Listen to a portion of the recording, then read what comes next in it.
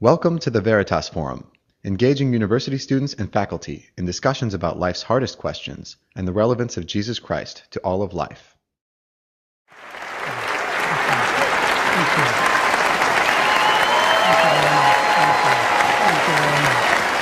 Please be seated. Thank you. Thank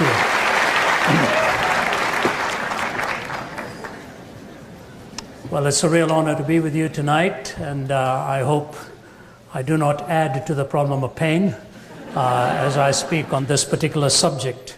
The good news is that after I finish speaking on it as best as I can within the time that we have on hand, I'm going to be joined by two of my colleagues, Dr. Vince Vitale, who is a lecturer at Wycliffe Hall and Oxford University. He did his studies at Princeton and his doctoral work at Oxford. You'll hear more from him about him later. And Dr. Nabil Qureshi, who is actually also on our team. He is a medical doctor, but has also acquired a couple of postgraduate degrees in theological training and text of scripture and so on. They will tell you more about them as they come onto the platform, but I think it's wonderful for me to have them, at least for a couple of reasons. Number one, anything that I say that makes sense, I'll be glad to answer your questions about those. If it doesn't make sense, they will be answering the questions on those. For a couple of reasons. Vince Vitale, when he was at Princeton, then at Oxford, was not only a student of philosophy, but also was a light welterweight boxing competitor there, did extremely well. And anyone who has been in the business of inflicting pain ought to be able to justify it as to why that was done. And Nabil Qureshi, as a medical doctor, would have been on the other side of the ring, catering to the needs of the one that was felled. So he'll give you justifiable reasons for why he alleviates pain. Looking at two of them, I'm really glad they're here. And in all seriousness, I think you will find our time of interaction to be very, very meaningful.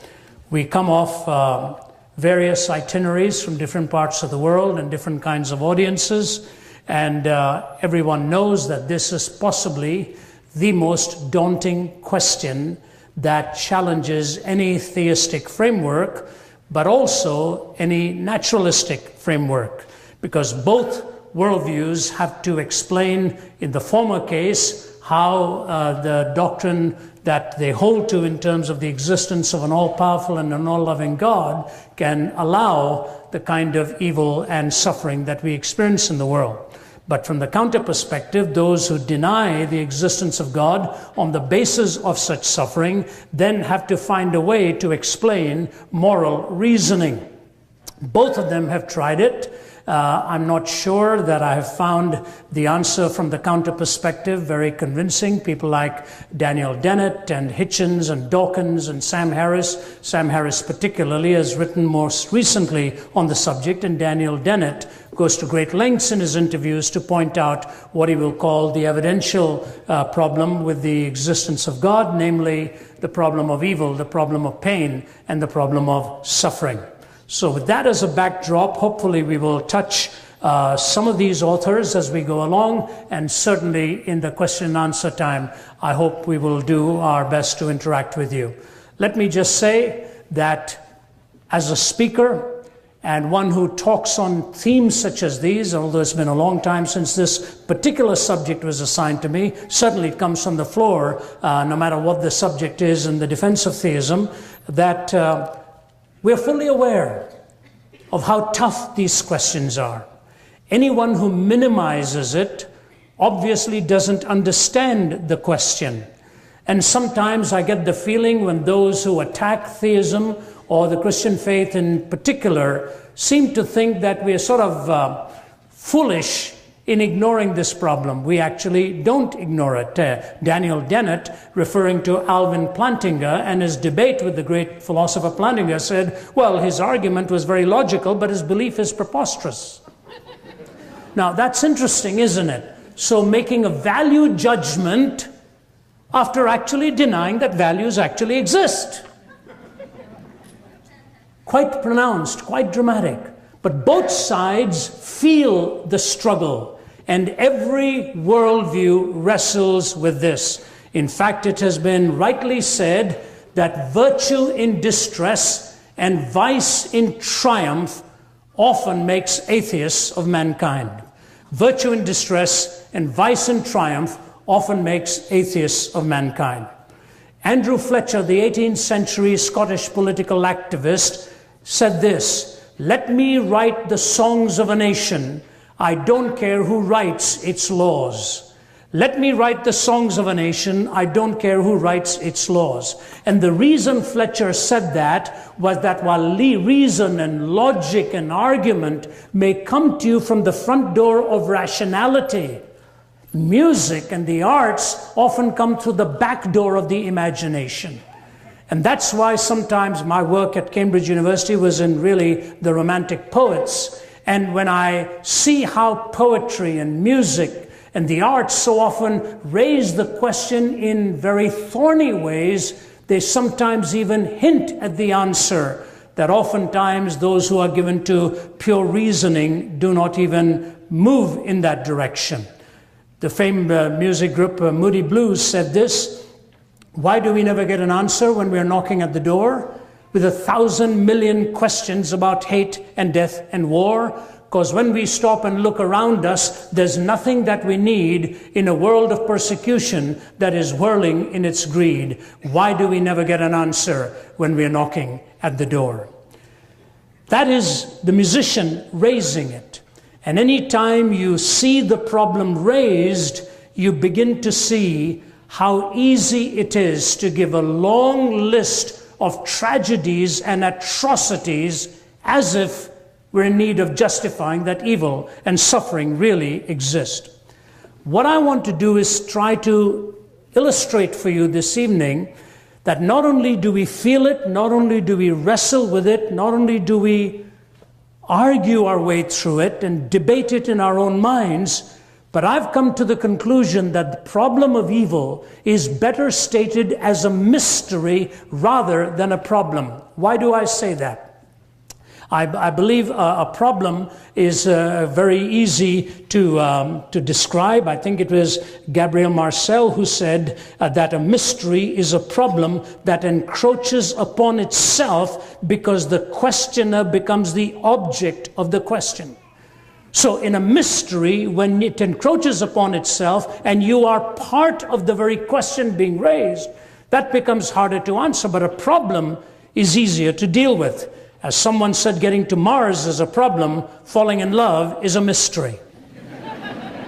So let me repeat what Marcel says. A mystery is a problem that encroaches upon itself because the questioner becomes the object of the question.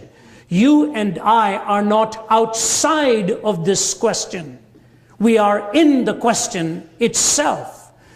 I remember a medical doctor in the Middle East once describing to me how shocked he was to go through the experience of a heart attack, and he is a pain management specialist. He said, "Ravi, I realized when I was in the throes of that heart attack how difficult it was to describe it." He said, when a person says, "My arm is hurting, my leg is hurting, my head is hurting," it is as if whatever you are describing is experiencing pain is an appendage and something attached to the essential you. He said, when I was going through the heart attack, the only way to describe it was that I was in the pain. I was in the pain. The very organ that was intended to generate life instead was generating pain for me. And the problem of evil, I believe, is pretty much the same. Let's look at it first, the reality of it. David Hume, the skeptic, put it this way: were a stranger to suddenly drop into this world, I would show him as a specimen of its ills, a hospital full of diseases, a prison crowded with malefactors and debtors, a field strewn with carcasses, a fleet floundering in the ocean, a nation languishing under tyranny, famine, or pestilence. Honestly, I don't see how you can possibly square with the ultimate purpose of love. Interesting that the skeptic raises the question with a varieties of pain and suffering and then brings it to a closing statement on trying to square it with the ultimate purpose of love. Another existentialist put it this way: it is not science that has led me to doubt the purpose of God. It is the state of this world. It is this pitiless, unending struggle for existence among the nations. It is the collapse of our idealisms before the brute facts of force and chaos. That there is a radical twist in the very constitution of the universe which will always defeat man's hopes, make havoc of his dreams, and bring his pathetic optimism crashing in disaster. Purpose, look at the world, and that settles it for me.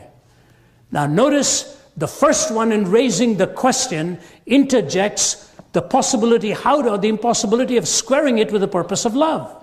The existentialist says, how can there really be any purpose in life if all that we see around us in this pitiless, unending struggle for existence? So it's not science that was knocking him off any belief. It was just the fact that there was such despair and meaninglessness in the world that he saw around him. But second is the universality of the problem. Gautama Buddha, in moving away from being born a Hindu and in search of answers, looking at suffering and looking at old age, looking at death, looking at these sights as he was raised in a palace, left the palatial precincts and the comfort of it, ironically, on the very night that his first child, his son, was born. He left the palace, went away in search of answers to the problem of suffering. And by the way, the word he uses is the word dukkha, which is much more than the idea of pain or discomfort. Dukkha can best be described as an anguish that is so overwhelming to you, almost in the essential nature of who you are. So it's not mere philosophy. It's a struggle within that soulishness that is you, which is what Buddha was talking about. So he gave up his upbringing in Hinduism, renounced some of the teachings of the Vedas and the whole idea of the caste system, and he went in search of enlightenment, and then came up with his eightfold path and the Four Noble Truths, the first one of which was all life is suffering.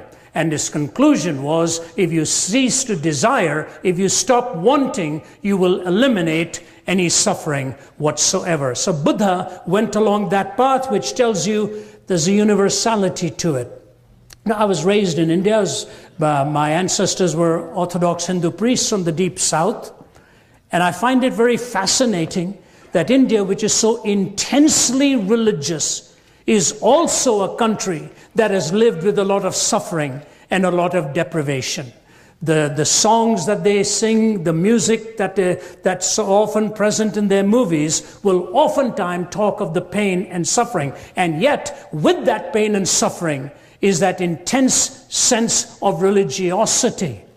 And yet, if you move through Europe and the West and come into the United States and so on, with all of the prosperity and all of the comforts, we are gradually becoming more atheistic all the time. Fascinating difference where cultures in the midst of pain have sought answers for the spirit. Those in the midst of greater comforts are walking away from belief in God. Is it because we're more intelligent than them? Better qualified, more degrees? Understand reality better than the great philosophers that have come from the East and continue to look at this as a struggle for the soul? So first is the reality, second is the universality, third is the complexity of the problem.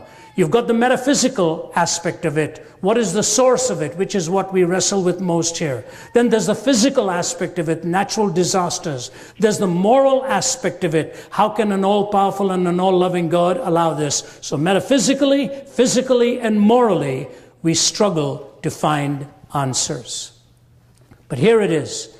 As we look at this, I want you to understand right from the beginning what has to be a framework from which we answer this question. However you answer it, there has to be a framework. And the framework is this. This is just one question that tries to define what ultimate reality is all about. But the question hinges on to many others.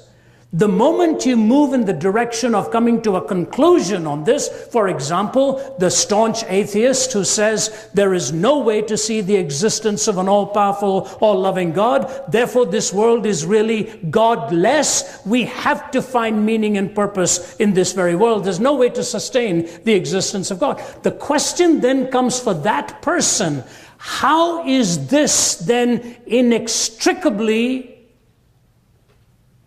not joined to the question of meaning?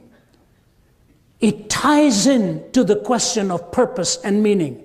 I'll tell you why.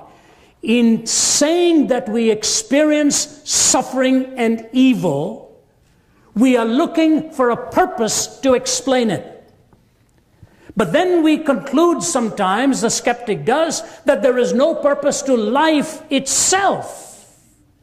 It actually creates a bigger conundrum when there is no ultimate purpose, why we need to find tiny little purposes after all, other than the justification of being purely pragmatic.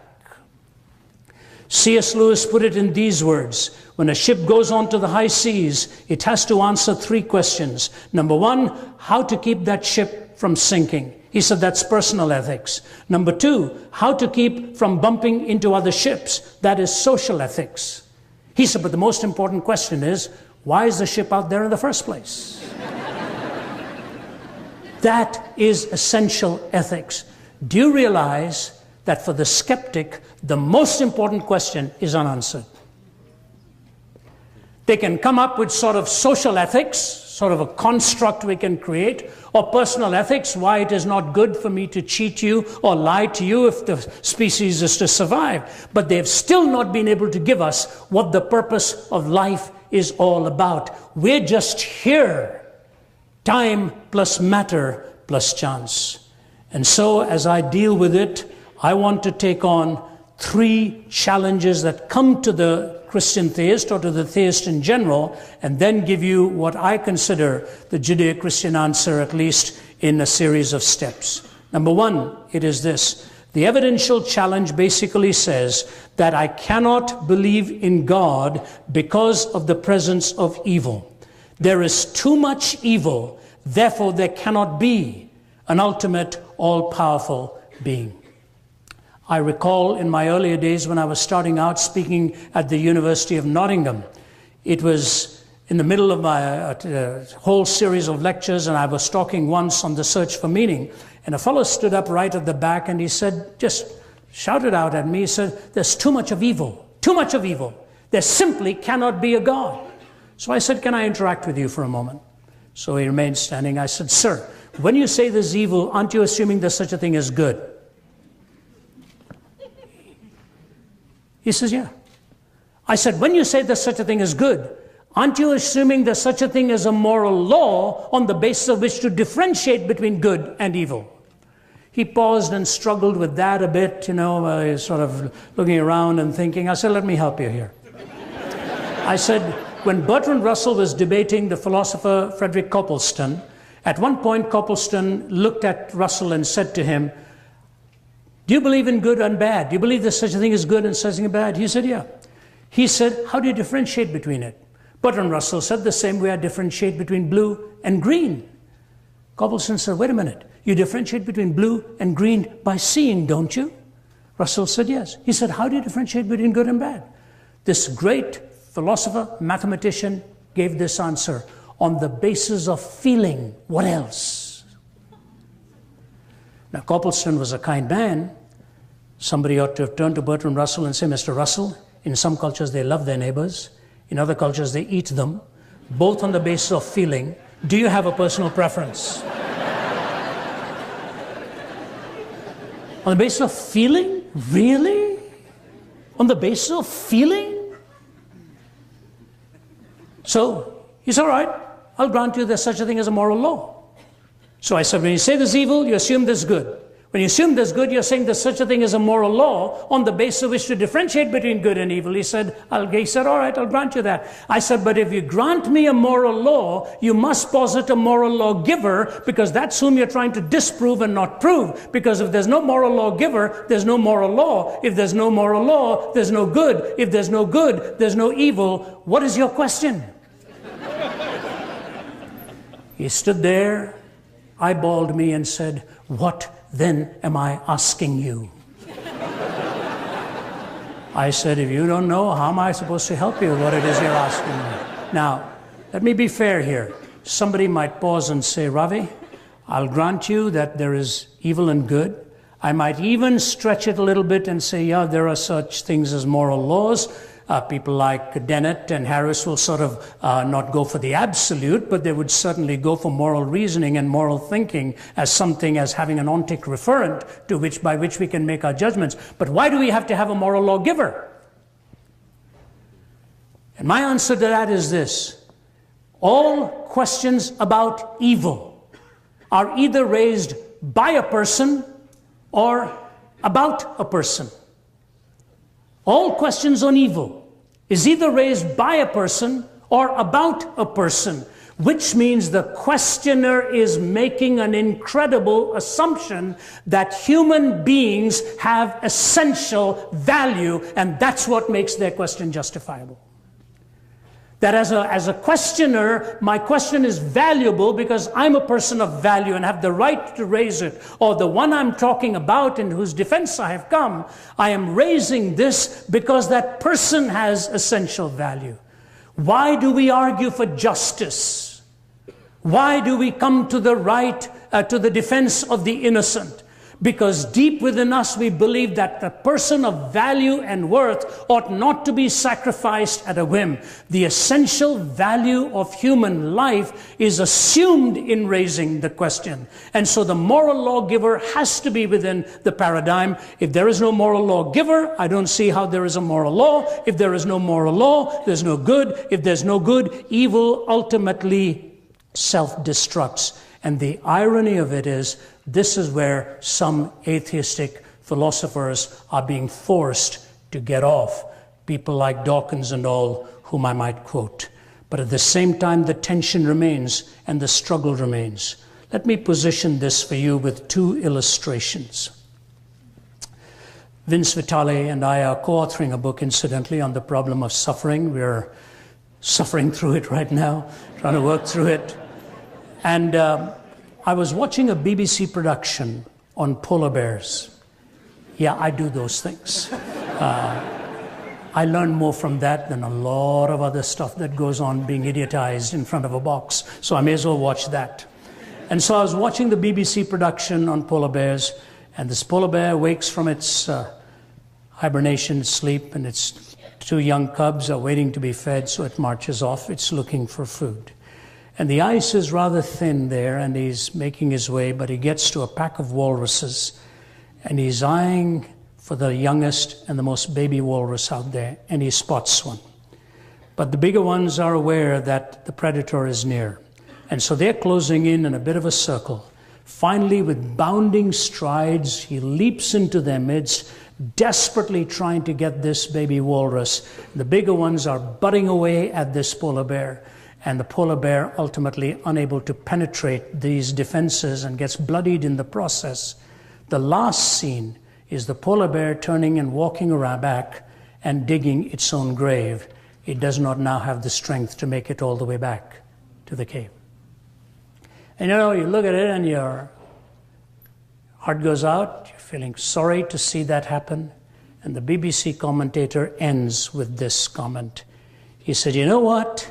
If there weren't any such thing as global warming, the polar bear would not have taken so long to get to its prey. And that's why we are responsible for the death of that polar bear. Wow. You almost feel like putting up your hand, coming forward, getting on your knees and say, dear polar bear, please forgive me for what I have just done to you. Now, here's what I want to say to you. Suppose he is right. Suppose he is right. Why didn't he blame the polar bear for oversleeping?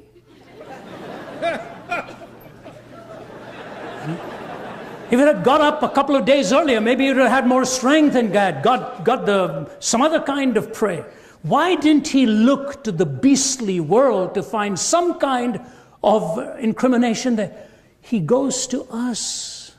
as human beings. You see, the inescapability of moral reasoning that comes around into the human heart, where you and I have to ask ourselves the question, if that is true, what responsibility must I bear for something like this? And I then have to take my personal responsibility in a world such as this. Second question, moving completely away to a different scene. My whole life has been surrounded by experiences that I never dreamed I would ever have. I don't know how many of you are even aware of my own journey spiritually. I was totally non-theistic, if not atheistic, growing up in this home, and I had no time for any of the religions in which I was raised. None. And at the age of 17, attempted to take my own life. And on that bed, when a Bible was brought to me, it's a long story, how my heart was changed, my life was turned. And subsequent to that, I never dreamed of all the experiences through which I was going to have to go in life to both enrich and to both plant questions within my mind in my pursuit of truth. I made my commitment to Christ at the age of 17. I speak to you now 50 years later. Is the most dramatic moment and the most incredible transformation that came about. If my father were here, he would tell you, of all my children, I never ever dreamed that this, my boy, would make anything out of his own life. And so traveling around, I sometimes watched things happen. When I was in my 20s, I was in Vietnam, also in Cambodia. I saw the horrors of war. I saw dreadful mangling of bodies taking place on the side of the highway. And I thought to myself, it's incredible, absolutely incredible what I'm witnessing. In the 1980s, during the Cold War, I was in Auschwitz. If none of you has ever been to a death camp, it would be the most sobering trip of a lifetime to go and see one. Not a concentration camp, a death camp. I'd been to concentration camp, Birkenau, Buchenwald, Dachau, and all of those. I'd never been to a death camp, but I was speaking at the universities in Poland and was taken one day to see it. When I walked through the rooms and saw what humanity had done to its fellow human being, and at that time the most educated nation in the world, inflicted by the rhetoric and the power of one man who seemed to think there was a super race and a better race that could eliminate all the weak ones in the world and make this a better world for whoever survived, the strong ones. In one room, there was 14,000 pounds of women's hair stashed behind glass. Women who were scalped before they were taken into the gas rooms, to the rooms where the poison gas was just released through those jets, and as they were stacked up like animals, collapsing onto their knees, being obliterated in Auschwitz alone at the rate of 12,000 every day. One room with children upon whom Mengele performed his experiments. Standing there, castrated little boys like that. If you looked into their eyes, you were just staring at absolute emptiness. And Mengele was doing his scientific experiments on them. As the rock musician would say, knowledge is a deadly friend when no one sets the rules. The fate of all mankind, I see, was in the hands of fools. So he was doing it. And then I walked over to the gas ovens there, and I saw a sign by Adolf Hitler. I want to raise a generation of young people devoid of a conscience, imperious, relentless, and cruel. Now here's the conundrum. Here's the difficulty. People like Dennett and Harris and all can pontificate on these ideas, how we can arrive at values. This is the whole search of Harris in his book, The Moral Landscape, that we have to solve this issue of value. Dennett in an interview keeps on repeating this thing. And he says, so long as we don't believe in absolutes. Well, that itself is an absolute statement. But apart from that, he comes through with this incredible comment at one point. He said, if within a culture you have certain values that you hold to, don't impose them on another culture. Isn't that an absolute? Isn't that an absolute? Absolutely. And so listen, here's what J.L. Mackie, the Australian atheist, says. Here's what he says. We might well argue that objective, intrinsically prescriptive features, supervenient upon natural ones, constitute so odd a cluster of qualities and relations that they are most unlikely to have arisen in the ordinary course of events without an all-powerful God to create them. The kind of configuration we need, says this atheist, to explain values and objectively, intrinsically prescriptive features, it's most unlikely to have arisen in the ordinary course of events without an all-powerful God to create them. And hence the atheist also, Michael Ruse, talking about the kind of answers that Harris and all give, he says illusionary answers. He said there is no way to get away from the fact that we struggle to explain moral reasoning. Think, for example, of what Kai Nielsen, the Canadian atheist, says. We have not been able to show that reason alone requires the moral point of view, or that really rational persons, unhoodwinked by myth or ideology, need not be individual egoists or classical amoralists. Reason doesn't decide here. The picture I have painted for you is not a pleasant one. Reflection on this really depresses me. Pure, practical reason, even with a good knowledge of the facts, will not take you to morality. It's an atheist. So where do we get off? We get off with Richard Dawkins. Here's what he says. In a universe of blind physical forces and genetic replication, some people are going to get hurt, and other people are going to get lucky. And you won't find any rhyme or reason in it, nor any justice. The universe we observe has precisely the properties we should expect. If there is at the bottom no design, no purpose, no evil, and no good, nothing but blind, pitiless indifference, DNA neither knows nor cares. DNA just is, and we dance to its music. You know, about 3-4 months ago, the Australian cricket team was in England, and they were playing these test matches, which last 5 days. People can never figure it out, how a match can last 5 days, but they do. If you love cricket, it's a foretaste of heaven. I enjoyed playing cricket. But there was an English cricketer by the name of Stuart Broad. He was at the crease batting, and he was out. The ball hit the bat, and he was caught behind by the catcher. He knew it, everybody knew it, but the umpire didn't see it. Because the umpire gave him not out. Now you have an appeal, but they had run out of their appeals, and the Australian cricket team could not appeal of that. And Broad, because of the few extra runs that he made afterwards, ended up being the difference between winning and losing. You should have seen the outrage of Richard Dawkins. He tweeted, "I'm ashamed of being an Englishman here," he said. "This is not cricket.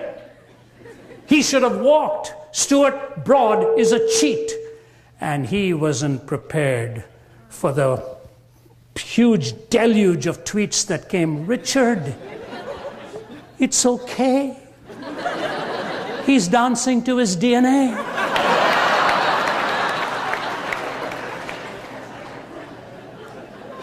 Fascinating. You can dance to your DNA, but not when the other person is dancing to his, and you are the victim. I say to you what G.K. Chesterton said, all denunciation implies a moral doctrine of some kind. And the modern skeptic doubts not only the institution he denounces, but the doctrine by which he denounces it. So he writes one book complaining that imperial oppression insults the purity of women. Then he writes another book, a novel, in which he insults it himself. As a politician, he cries out that war is a waste of life. Then as a philosopher, that life itself is a waste of time. A Russian pessimist will denounce a policeman for killing a peasant, then prove by the highest philosophical principles that the peasant ought to have killed himself.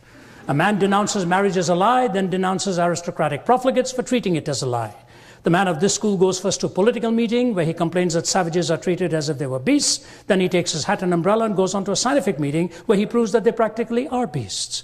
In short, the modern revolutionist, being an infinite skeptic, is forever engaged in undermining his own minds. In his book on politics, he attacks men for trampling on morality. In his book on ethics, he attacks morality for trampling on men. Therefore, the modern man in revolt becomes practically useless for all purposes of revolt. By rebelling against everything, he's lost his right to rebel against anything. An infinite skeptic. So when you talk about the evidential problem, you have to end up where Dawkins says, there's no such thing really as evil. I asked a student at Oxford University after I gave a talk there some years ago, and he said, I don't believe in absolutes. And he was surrounded by a lot of students with him, and I said, can I ask you a question? If I take a 1-year-old baby on this platform and take a sharp butcher knife, and I carved up that baby and chopped that baby up into pieces for my pure pleasure, do you think I would have done anything morally wrong? He paused, drew some design with his toe on the carpet, and then he looks at me and said, Mrs. Zacharias, I wouldn't like what you did, but I couldn't honestly say that what you did was morally wrong. And the same sound by the students standing there. Can you live existentially with that philosophy that there is no such thing as moral evil? Second attack, we can find biological reasons, sociological reasons by which we can arrive at this. I bring 2 counter-responses to that. Number 1, if it's only physical, if it's only biological, how do we ever explain supererogatory acts as acts of nobility? How do we ever explain supererogatory acts? What is a supererogatory act? Some years ago, Daniel Goleman, in his book Emotional Intelligence, told about Gary and Mary Jean Chauncey on that Amtrak train that went down in the South into the swirling waters, in which one compartment after another fell into those waters and several people were killed. My good friend R.C. Sproul was actually on that train. His was the last compartment there that literally was dangling at the end. It did not fall into the swirling waters. He told us about that story. But Gary and Mary Jean Chauncey had a wheelchair-ridden little girl, 11 years old. And as they saw her struggling and wanted to know how they could make her escape at the same time, young Andrea with cerebral palsy, tied up in this wheelchair, neither Gary nor Mary Jean would leave by leaving their girl in that situation. They tried to hoist up that wheelchair, and as the rescuers were swimming in the swirling waters there, trying to get closer and closer, they held her as long as they could, and with one last heave, thrust her into the arms of the rescuers, while both of them lost their lives in the process. That's a supererogatory act against the natural instinct, because the fact of the matter is that little girl could not support herself. The weaker was protected by the stronger, whose life was sacrificed. You see the same thing in Molokai, in Hawaii, where I visited, and saw what Father Joseph Damien did in the rescue of people with leprosy. It's a beautiful island, but plagued by leprosy for many, many years, and Damien came from Belgium, took care of them. When Damien himself contracted leprosy and died, the Belgian government asked for his body to be flown back, and the people in Molokai said, please don't take his body away. We want him to be buried here. He loved us. He took care of us. And the stories are amazing of what Damien did for them. And finally, the Belgian government said, he's one of our heroes. We want him back here. So then they wrote and said, would you do us a favor? Can we cut off his right arm and keep the hand that touched us, that embraced us? And today in Molokai, Damien's right arm is buried as a memorial to the love and the grace that he showed to people who were deemed untouchable. A supererogatory act. But then there comes a second question. If bioscience and all leads us into ethics, the kind that Dennett and all talk about, here's my question for you. I've been to the Middle East many times. I've been on peace missions with religious leadership to talk to both sides of it. Sometimes I would hear answers and it just crushed my spirit and wondered if there was any hope. And when one of those, I shall leave the man unnamed, he was one of the leading part of a violent group out there, founded one of those terrorist groups. And I asked him a question.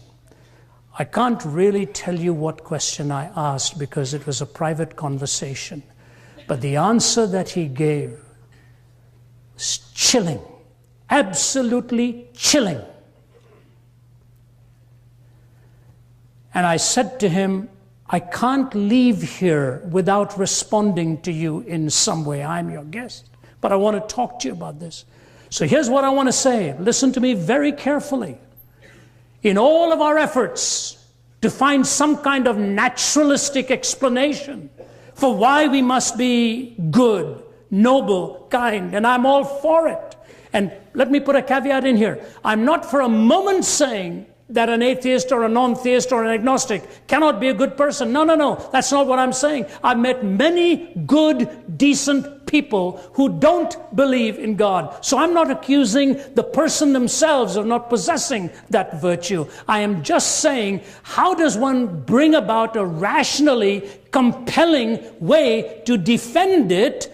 And when people of a different culture arrive at a totally different conclusion culturally and geopolitically, what is the basis of telling them they have no right to come to their conclusion? You see, when Jesus was asked about the laws that were supreme, Moses had given 613 laws. David reduced them to 15. Isaiah brought them down to 11. And then we see going on down that they're brought down further to 6. And then Micah comes up with 3, to do justice, to love mercy, and to walk humbly before your God. When Jesus was asked, what is the greatest commandment? I find it fascinating he didn't answer with 1. He could have done it. He said, you shall love the Lord your God with all your heart and all your mind and all your soul and all your strength, and your neighbor as yourself. He said, on these 2 laws hang all of the prophets and all of the other laws. You see, because of the first, the second follows. Without the first, the second is with its feet firmly planted in midair. That I am obligated to love my neighbor even with their disagreements of my worldview. I have no right to violate the sacredness of your life, your marriage, your property, and that which you treasure. Neither have you the right to violate the sacredness of my life and my home, my marriage, and my property. I think Jesus is spot on here. To love the Lord your God with all your heart and all your soul and all your mind and all your strength, and to love your neighbor as yourself. On these 2 hang all of the laws and the prophets. And so when we talk about somehow neurologically or biochemically coming out, we are ignoring a vast horde of humanity. I was sitting with 2 young guys from a completely different worldview in Jerusalem.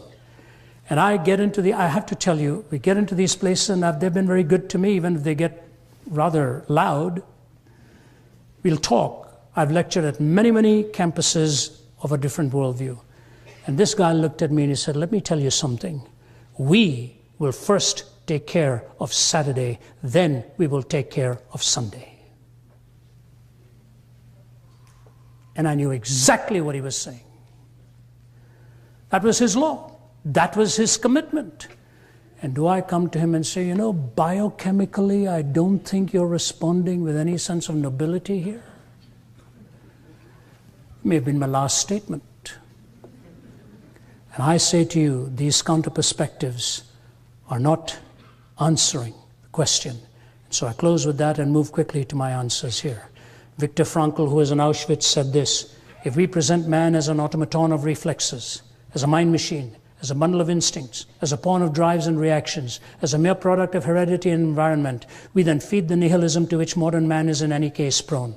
I became acquainted with the last stage of corruption in my second concentration camp, Auschwitz. The gas chambers of Auschwitz were the ultimate consequence of the theory that man is nothing but the product of heredity and environment, or as the Nazis like to say, of blood and soil. I'm absolutely convinced that the gas chambers of Auschwitz, Treblinka, and Majdanek were ultimately not prepared in some ministry or other in Berlin, but rather the desks and in the lecture halls of nihilistic scientists and philosophers. Franco. And I bring to you that that is where one ultimately gets off, when you lose the essential value of human life and the transcendent moral order. Bertrand Russell paid the Christian worldview the ultimate compliment without even thinking about it. His quotation stands outside Mahatma Gandhi's home. And by the way, Gandhi traveled with the New Testament in his pocket all of his life. Quoted from the Sermon on the Mount repeatedly. And Gandhi, as he fought for the freedom of his own people, Bertrand Russell says this incredibly, that's on a banner outside Gandhiji's home. Here's what it says. It is doubtful that the Mahatma would have succeeded, except that he was appealing to the conscience of a Christianized people. Here's an atheist complimenting the success of a pantheist because of the moral values of a theist. Fascinating. So, where do we go from the Christian point of view? I give you 6 thoughts, 1 or 2 I'll elaborate on, some I'll keep brief. Number 1, God is the author of life. God is the author of life. We can spend all of our time on the method used and the manner used and the time and all of that. My point to you right now is, however you move directionally, and I've known Christians on many sides of this. Our colleague at Oxford, John Lennox, has written a powerful book. Here's a man with a triple doctorate in science who's written a book called 7 Days That Divide the World. What I say to you is, the source of my value is given to me by God. I have that intrinsic value for life. You know, as I talk to you, I've become a grandfather 3 times in the last couple of years. Our youngest one's about 2 months old. And I was talking to Vince as we were driving in here. My daughter is terribly concerned because of a serial respiratory viral infection that she has contracted in the last 48 hours. And my daughter spent the last night in the hospital and today all day with the doctor. And here's my daughter, wee little thing herself, she and her husband, with this little baby that came home at 5 pounds and 10 ounces. Tiny little one. And all of a sudden, here now at the 2-month age, gets this viral infection probably and beginning to lose weight, which she can hardly afford to lose. And I watch the love of a mother and hear the voice on the phone of how dearly she cares for this little one. Dad, please pray for me. Please pray with me. This is very hard for me to watch my little one going through this. Every life has intrinsic value and worth. And it behooves us to reach out to the weakest and the littlest ones among us. There is that mystery of life. There is an author. If there is an author, there is a script and there is a story. That's the second thing I give to you. That there is a storyline. And once you understand the storyline, it explains the contingencies. I remember when I was first unaware of the story of the Phantom of the Opera. And I'd be driving around and listening to that music, and I'd say, why on earth is this guy screaming? It's not music. You know, go, go, what music is this? Yeah, I know operas, you can grovel and all of that, I know that, but this was really not musical. You watch the play, and it's some of the most magnificent music that Andrew Lloyd Webber has put together. Both the screams and the beautiful tones are understandable in the light of the story. Once you get the script, once you understand the story, you begin to understand what it is that God brings together here. Now I want you to follow me. Time's running out, so I have to give this to you as briefly as I can. Where there is freedom, there is a possibility of love. Where there is love, there's a possibility of pain. Where there is pain, there's a possibility of a Savior. Where there is a Savior, there's a possibility of redemption.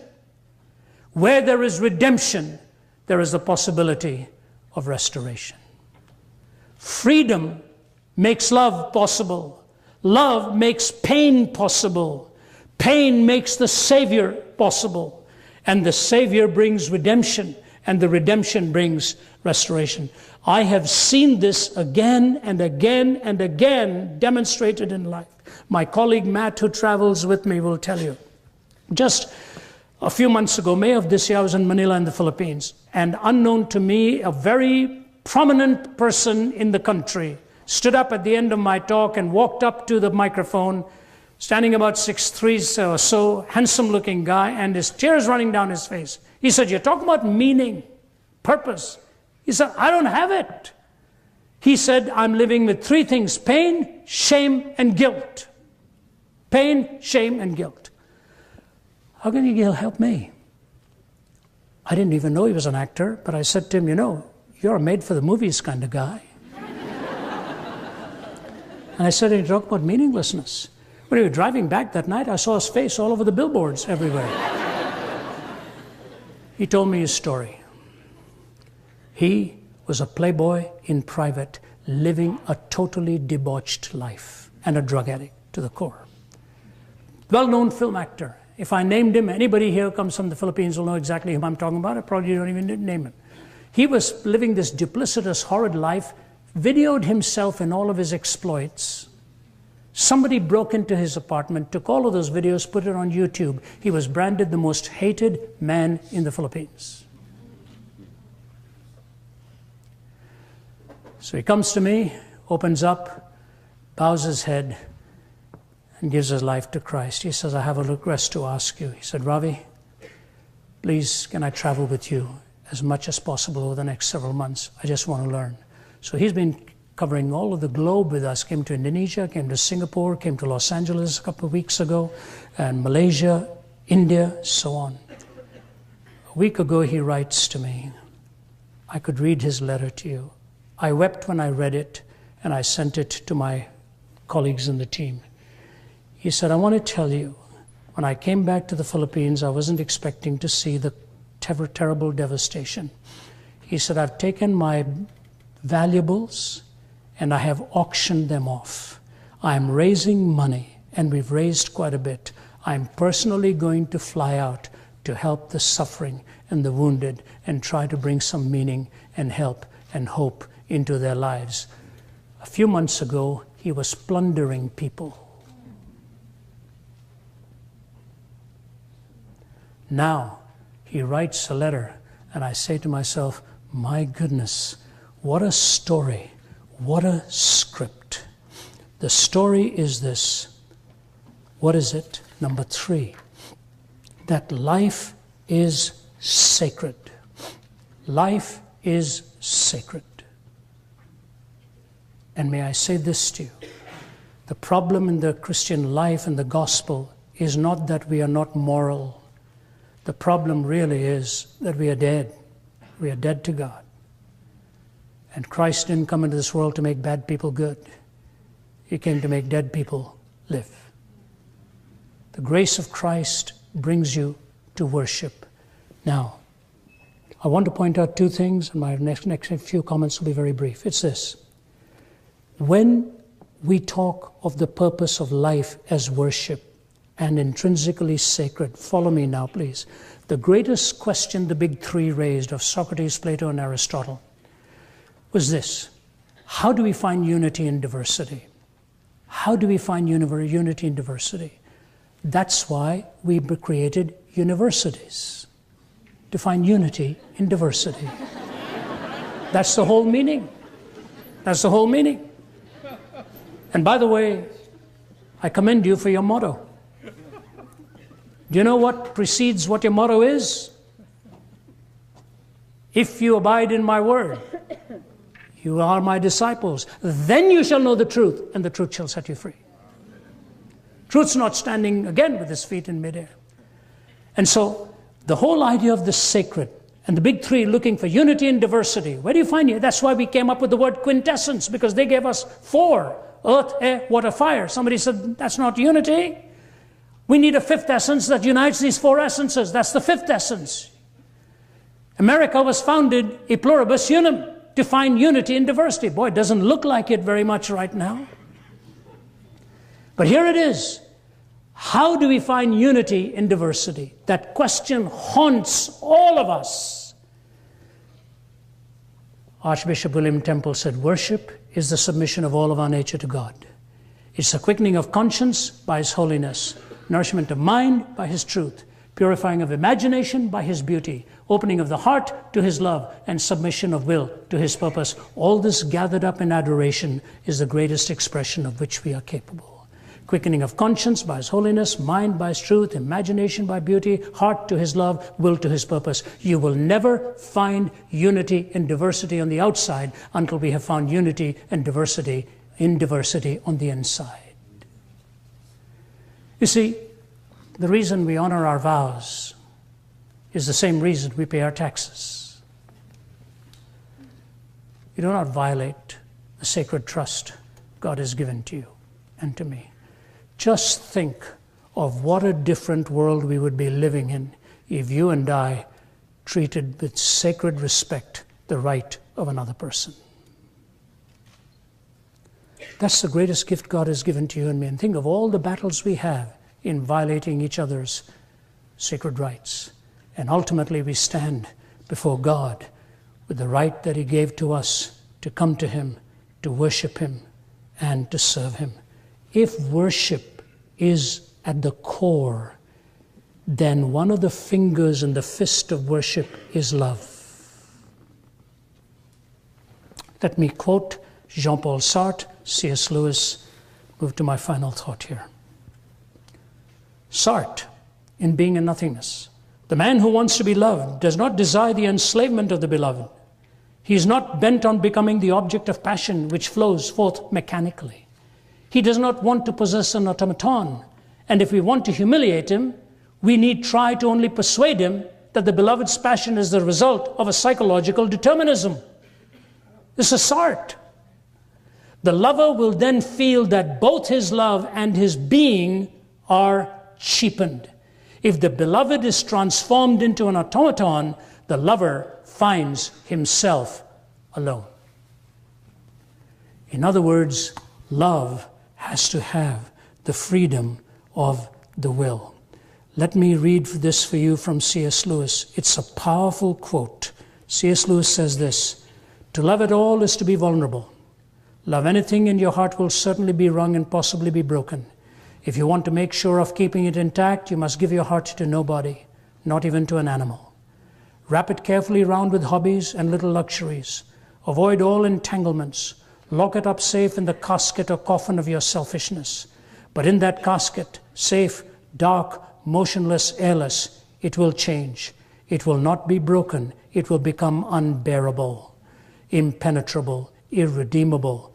The alternative to tragedy, or at least to the risk of tragedy, is damnation. The only place outside of heaven where you can be perfectly safe from all the dangers and perturbations of love is hell.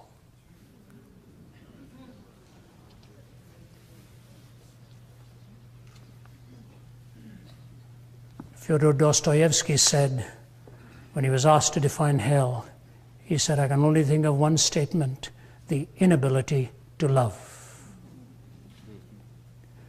And so that leads me to the Christian answer: in the cross of Christ. You know, I find it amazing that those 2 pieces of timber you see all over the world, and as the suffering ensued, and he says, for this very purpose did I come into the world. I say to you that the answer given in the cross is, Father, forgive them, for they don't know what they're doing, and the transformation of the heart. I have just one illustration, one application to make. If you go to Baton Rouge, Louisiana, where I was some months ago, and visiting a prison, the Angola prison. 5,300 prisoners there, 85% of them on life without parole, 45 on death row. It was called the bloodiest prison in America. When a prisoner was checked in, he was given a knife to protect himself.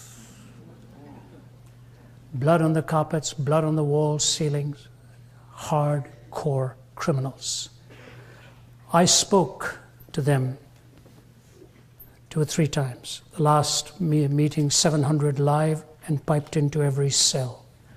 The chaplain comes in and he says, I'll take charge of this prison, not the chaplain, the warden.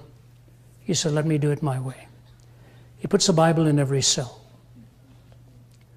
And he holds Bible studies and brings them out when they can get there. Some of them are now cooking the meals. Some of them are hosting us. I spoke, and the entire band and the worship leaders were hardcore criminals who are not going to get out of there. And as I watched them and watched so many of them and their lives dramatically transformed, the amazing thing to me was to wonder what really brought them in there. 85% of them are not going to see the light of day outside that prison. It has become the safest prison, maximum security prison in the country. Scripture verses all over the walls. And I looked at one man and I said to him, can I ask you a question? I said, sir, are you one of those on life without parole? He said, yes. I said, you're very young. He said, yes, sir. I said, how do you feel about that? I said, I really want to hear. I hope it's not an offensive question to you. He called me by my name. He said, you know, Ravi, because I'd just spoken to them, if you knew the man I was and the chains that were binding me inside, if it took prison for me to come to find true freedom, then I'm just happy to be here. I have found life in here in my soul that I never had out there. If you want to pray, pray for my parents who think they're free, but they're actually in bondage. What do you say to that? What do you say to that? Which leads me to my final conclusion. Why do we never get an answer when we're knocking at the door with 1,000 questions, 10 million questions about hate and death and war? Because when we stop and look around us, there's nothing that we need in a world of persecution that is whirling in its greed. Why do we never get an answer when we knock at the door? You know how the song ends? I'm looking for a miracle in my life. I'm looking for someone to change my life. That is the Christian answer. The transformation of the heart and the change that God brings to you and to me. And so I leave with you this marvelous story. God is the author. There is a script. That purpose is a response to the sacred. When evil seems so intrusive, the cross redefines the reality and shows God right in the middle of our need. The problem of suffering and evil is internal before it is external. Death to self sprouts life in uniqueness. And here's the last link. I want you to hear me very carefully. You see, if pain were the only problem that keeps me from meaning, the problem would become very complex, even more than we think it is. But meaninglessness does not come from being weary of pain. Meaninglessness ultimately comes from being weary of pleasure.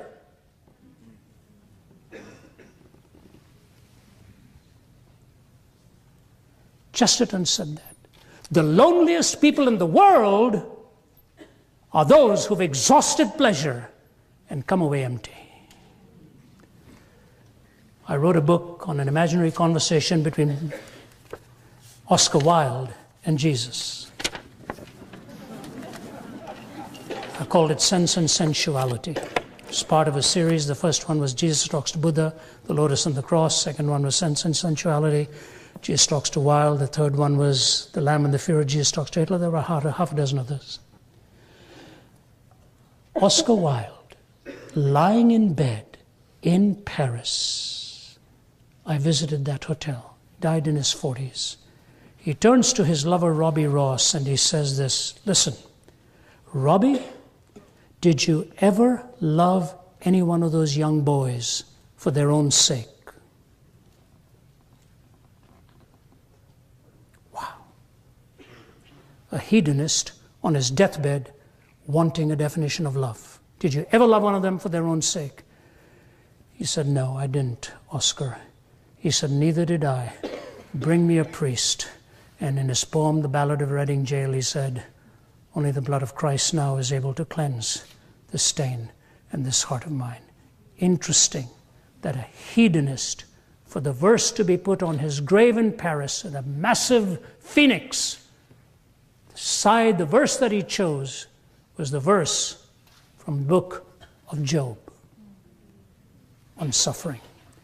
He had exhausted pleasure and found no meaning. So the problem is not just pain. The problem is pleasure, which means sacredness is at the core, and worship is the ultimate glue that puts life back together. That's our mission. That's what we talk about.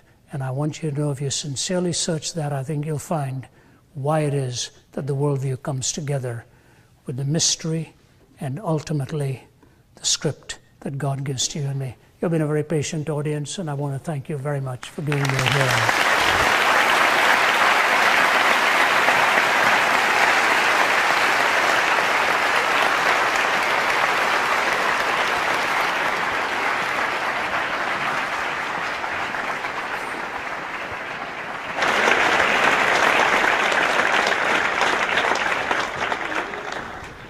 Joining Dr. Zacharias on stage for our time of question and answer are his colleagues, Dr. Vince Vitale and Dr. Nabil Qureshi. Dr. Vince Vitale is a faculty member at Oxford University, where he wrote his PhD thesis on evil and suffering. Before that, he taught at Princeton University, where he received his bachelor's degree. Dr. Vitale is a member of Ravi Zacharias' international ministries and is passionate about the intersection of faith and athletics. Dr. Nabil Qureshi has lectured at universities all across America. He holds an MD from Eastern Virginia Medical School and a master's in religion from Duke University. Dr. Qureshi comes from a Muslim background and is especially interested in the early history of Islam as it relates to the foundations of Christianity. And leading us in this time of question and answer will be Matt Dahm, a junior mechanical engineering student here at Hopkins.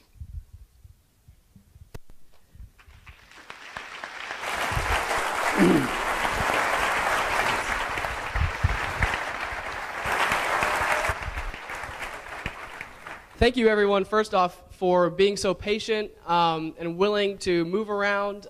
Everyone in the overflow rooms scattered across campus, we really appreciate everybody's willingness to cooperate, as we have so many people, and praise God for that. We're going to get into a time of Q&A, and so right now I would like to ask the people who fall under the category of students and faculty, and if your name does not associate with student or faculty, hold on tight. But students and faculty, if you have any questions, there's a microphone here. We'd ask you to line up now.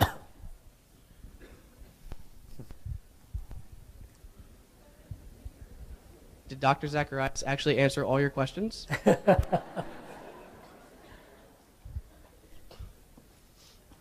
All right, fair warning. Here comes one. So, anyone? Okay, all right. This gentleman gets to go first. Take your time, sir. Well, okay, anybody else that would like to ask questions for Dr. Zacharias may line up now. For our friends up in the balcony, if you're feeling like it's hard to get down here, if you want to write your question on a $20 bill, fold it into a paper airplane and throw it down here, the chances of your question being asked are very high.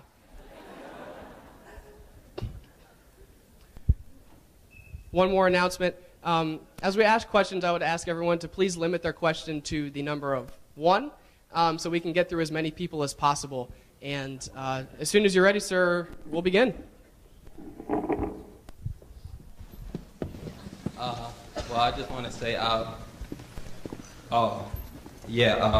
just want to say that I really appreciate everything Dr. Zacharias and, in fact, the entire ministry, but especially Zacharias. I very much appreciate and follow your ministry, so thank God for you in every way. And I guess my question is not so much inquisitive, but more for practical application to my own life. And being ministers and ambassadors of the gospel of Christ, and being apologists as well, and covering so many, like a broad spectrum of topics, where do you find the balance in really, I guess, centering everything around the cross? Because your lecture was very powerful, and I think it really hit to the core of a lot of subjects. But I don't know, sometimes I just feel like, the cross may be, and I know for the sake of time, you really rushed through it, but I guess, like, where do you find that balance in really emphasizing the power of the cross and still being able to target those various issues that poke at the heart, I guess? It's a great question, and of course, my colleagues will probably be happy to answer that too. They're of more recent vintage. I'm the dinosaur in the team now. I've been around for a long time. Truth comes from so many disciplines, and truth will ultimately be unified if you have believed the truth as it can be measured in that discipline. And so we are readers, or we travel, we spend a lot of time in the air. When you go from here to Thailand or something, you feel like you're celebrating a couple of birthdays on your journey going over there. We just have to read, we have to study, we have to understand. And at the same time, we have families, we have commitments, we have values by which we must live. You're at one of the most prestigious universities in the world. You're researching. What a privilege it is for you students to be here and enjoy what probably millions of other students would love to have. Study, work hard, do your best in understanding your discipline to be the best that you can be in what it is. So you have to have balance in reading. You can't just read in one discipline. We read in philosophy and history and science, in epistemology, truth issues, and psychology, and social theory, and of course, biblical subjects, theology, New Testament studies, Old Testament studies, languages, and all of that. It's very hard work, and if it's properly done, it has to be kept in balance. It's the same way with life itself. You cannot live at the extreme of work. You have to have the balance of respite and rest and quietness and all of that. So just distribute your reading and make notes as you read so that you can recall when you need to recall what it is that you actually read. It's important to keep that. So keep a balanced life. Simple, yep. Thank you very much. And I think for everybody's sake, you could just stand really close to the microphone so that we all get a chance to hear the question. All right. Coming in good? Yes. All right. For Ravi, Vince, and I'm sorry, Nafil. Excuse me. Question being, if one is to accept individual ethics, social ethics, and also what do we require? Epistemological ethics, the ethics of the general type. If we look at something which we would consider to be like a deontological imperative, when we're dealing with atrocities being committed by proxy, such as our tax monies going towards warfare, going towards espionage, and other things which are morally contemptible. You were obviously being listened to. Yeah. Isn't that saying something? That's the NSA. Did the mic die on me? I believe the mic died. I hate to tell you this. The microphone. I killed the mic. I hate to tell you this. That was the NSA listening on to what you're going to say. Go ahead. If I may continue. So if these things are truly present in our society, what is the obligation on an individual who has accepted universal ethics of that type? And where there is inaction, is it not a consequence thereof that the individual bears a certain responsibility? And where does that deontology more or less give the cause, for response? Sure, I'll say something to that. I think it's a decision that everyone needs to make in terms of specifically where our consciences are telling us things that we're a part of that are wrong. The example in my mind that comes back to me most recently was actually an atheist that challenged me on this sort of point. in this sort of environment where he stood up in the back and he said, after a talk, he said, I know I'm a sinner because I had a beer last week. And I looked at him like, that's an odd thing to say. And everyone laughed. And then he said, no, I'm serious. He said, I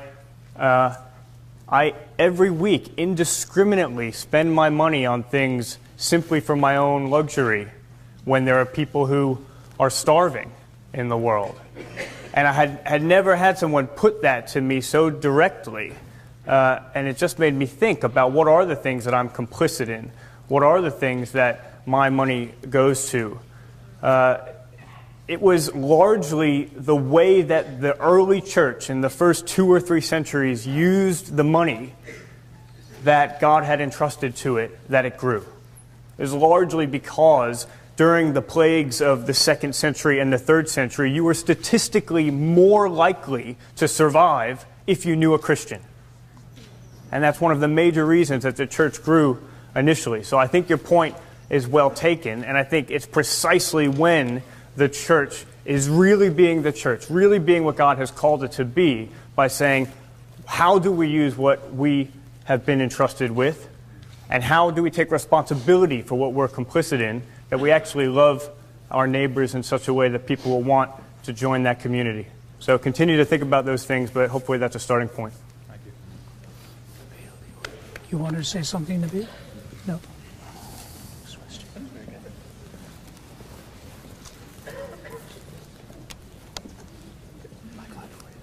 Hi, Ravi. Yes. Meeting here from 9 College Day.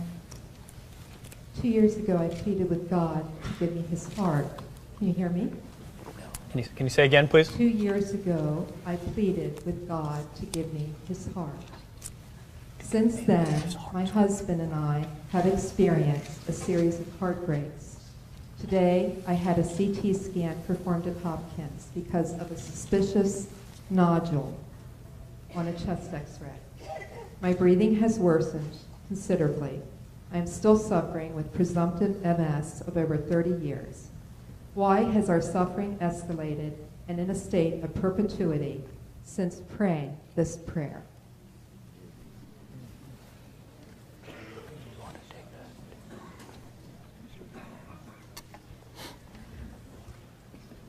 Wow. There's no easy answer to that question, that's for sure. I remember speaking with my Aunt Regina once. This was a number of years ago, and she began to tell me some of the things that she was going through. And she spoke with me specifically about how difficult it was for her to see her son, Charles, my cousin, struggle with a severe mental illness. And at that time, I turned to her and I started to give some of my more abstract philosophical responses for why God might allow suffering of Charles's sort. And she listened to me really generously, really graciously. And then she turned to me and she said, Vince, that doesn't speak to me as a mother. And I thought it was a really fair response. I think Jesus realized this as well when his good friend Lazarus dies. He's late getting there. They had sent for him. He waits a couple days before he gets there. By the time he gets there, Lazarus has died, and Lazarus' sisters, Mary and Martha, are not too impressed. Reading between the lines, it seems like they're saying, Jesus, what were you thinking? If you had been here on time, my brother would still be alive. What do you have to say for yourself? And with my convictions as a Christian, I believe that Jesus could have given an answer there. He could have defended himself, given an explanation. But we're not told that he did any of that. Instead, he just wept. He just wept with Mary and Martha at the death of their brother, his good friend. You know, the really interesting thing about what you said is you prayed that God would give you his heart. I think what actually has happened is he's taken on your heart. You've gone through a lot, and I don't have an easy answer for why you specifically have gone through those things. What I can tell you is that the night before Jesus died, as he struggled with what he knew the next day would bring, he said, my heart is sorrowful even to death. the God of the universe, the creator of everything, saying that he's sorrowful even to death. Whatever each one of us has experienced, whether it's deep depression, whether it's thoughts about suicide, Jesus has been there. There's no depth of agony and helplessness that we can go through in this life that he doesn't understand. So I don't have any simple answers about why specifically, but sometimes it's really difficult for, as Ravi was saying, us to understand God's ways when we see such a small slice of the script or of the story. I'm thinking of the book of Job in the Old Testament. At the beginning of that book, there's a man named Job, and he loses everything. And it says he was an upright man. He was seeking after God's heart, and he loses everything. He loses family. He loses his wealth. He loses his animals. At the end of the book, it says that God gave back to him a double portion of everything that he had lost. He's given back twice as many animals. He's given back twice as much wealth. The interesting thing is he's only given back the same number of children. He loses 10 children at the end. He doesn't get 20 children at the beginning. He doesn't get 20 children at the end. He only gets 10 back. And I had never known why that was the case. I read a commentary recently, and they suggested maybe this is one way to read the passage.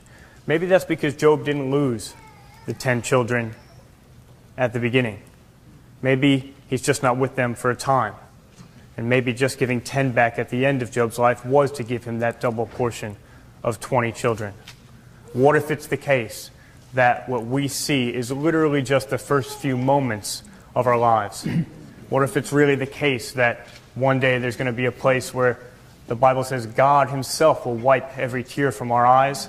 There will be no more death or mourning or crying or pain. What if one day Job will be reunited with all of his children? What if one day so much of what appears lost in this life is actually only lost for a time?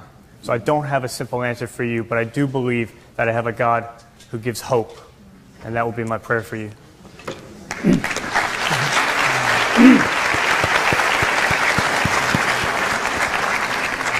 Ma'am, I wanted to add to that.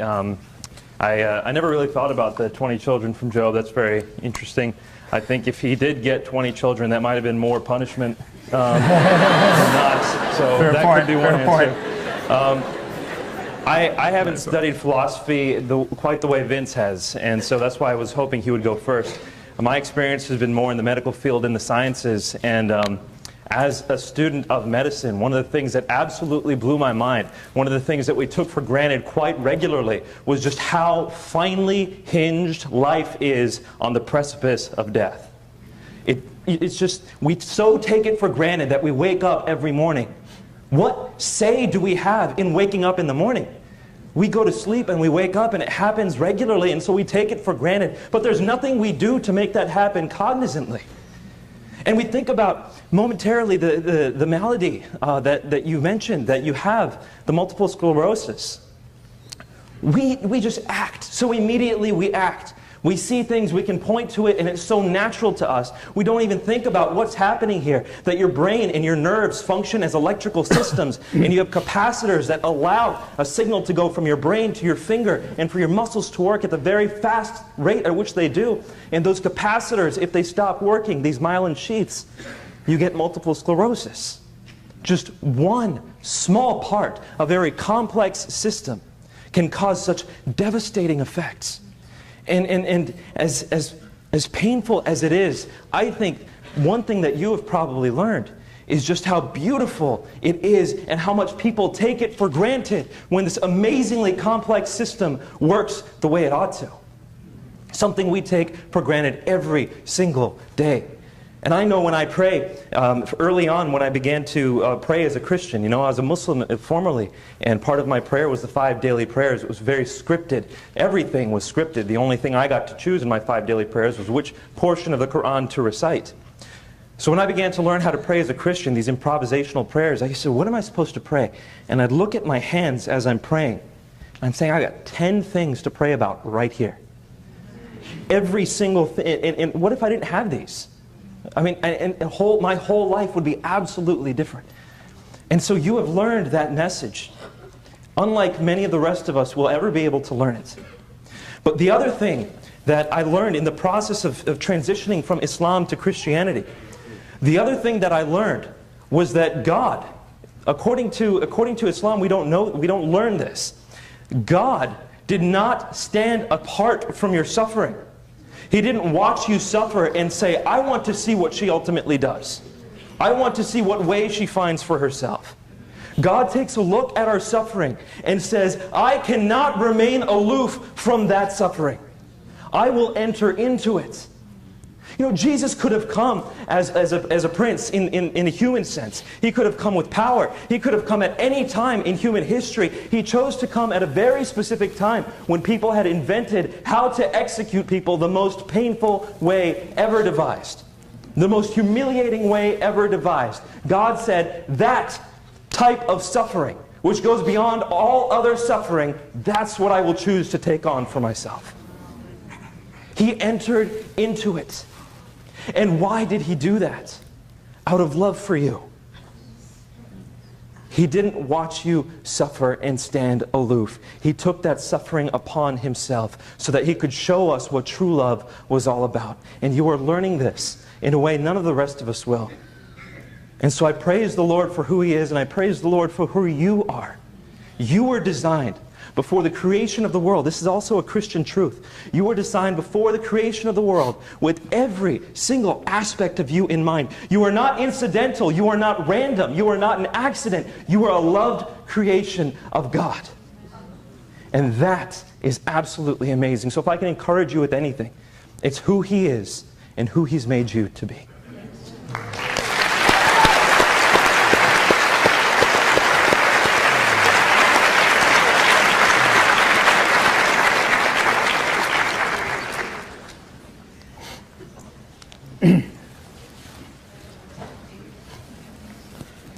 Been through a lot of suffering getting here today. I've been through a lot of suffering just getting here today. And my question is regarding the grace of God. The Bible says the grace of God knows no end.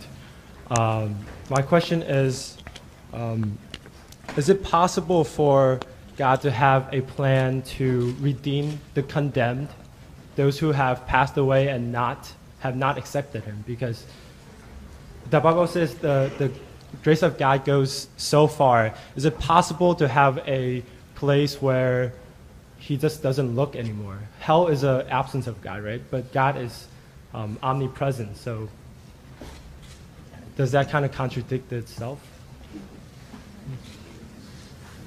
Is it possible?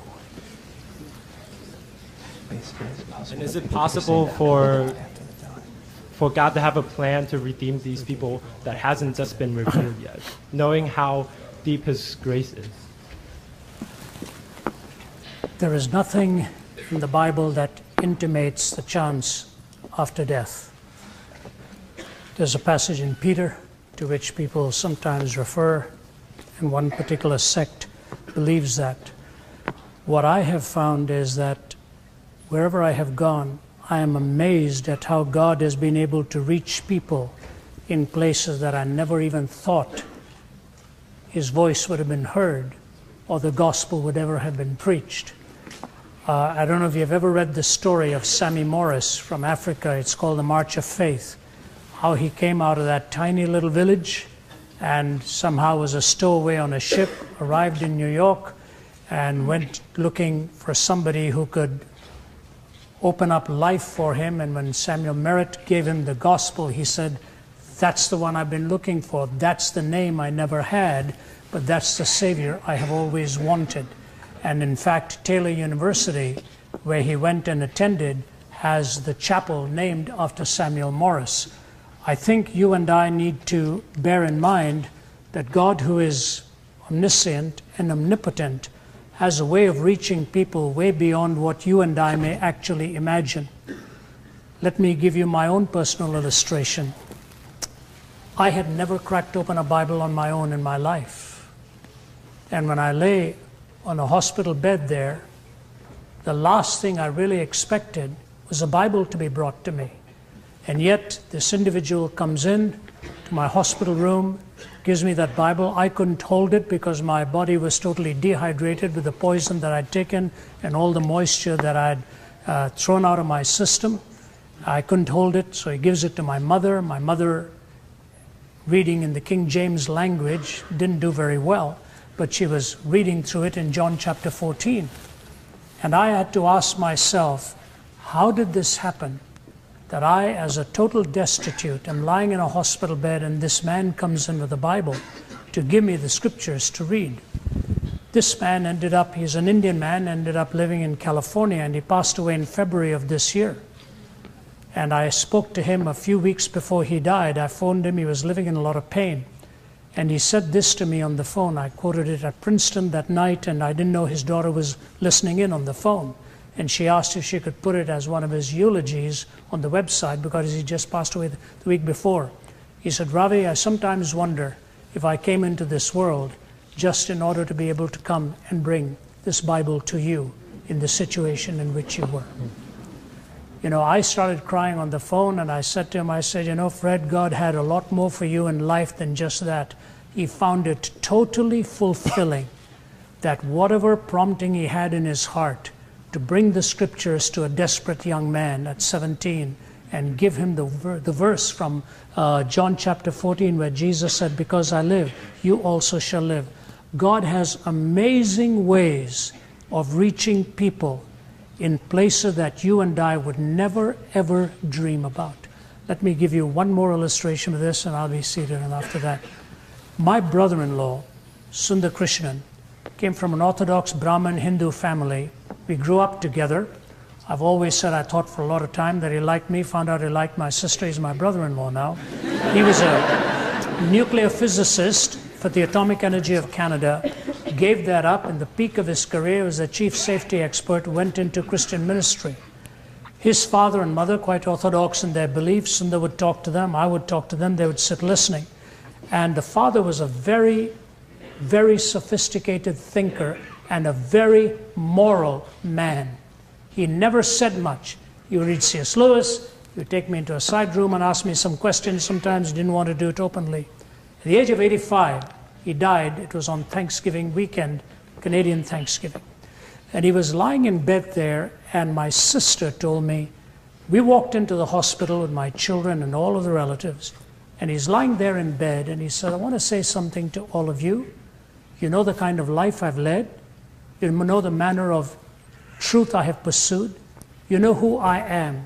I've done my best never to cheat anybody, never to defraud anybody. But he said, I'm dying now, and I know my end is near. So I want to answer the question I have pursued all my life. What is the way to God? And my sister said, Rav, we were standing around the bed there, and I wondered what he was going to say.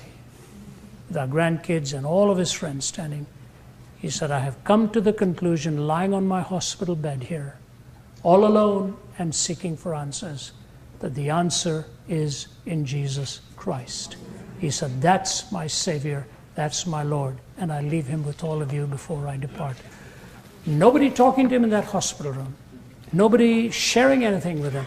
So you know what the Bible says, shall not the judge of all the earth do that which is right? You can be absolutely confident that God will do what is right, what is pure, what is loving, and what is just. Nabil said this, and I think it was Jürgen Moltmann who quoted Elie Wiesel.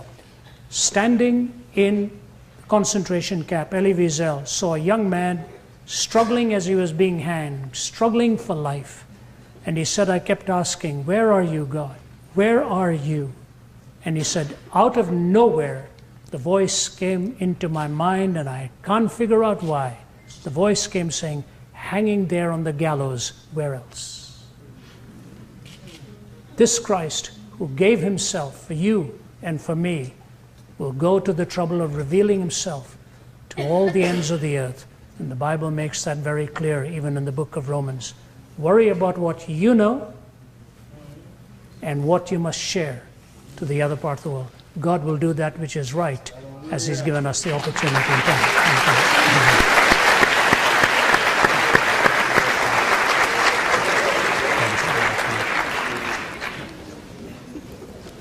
Hi. Hi.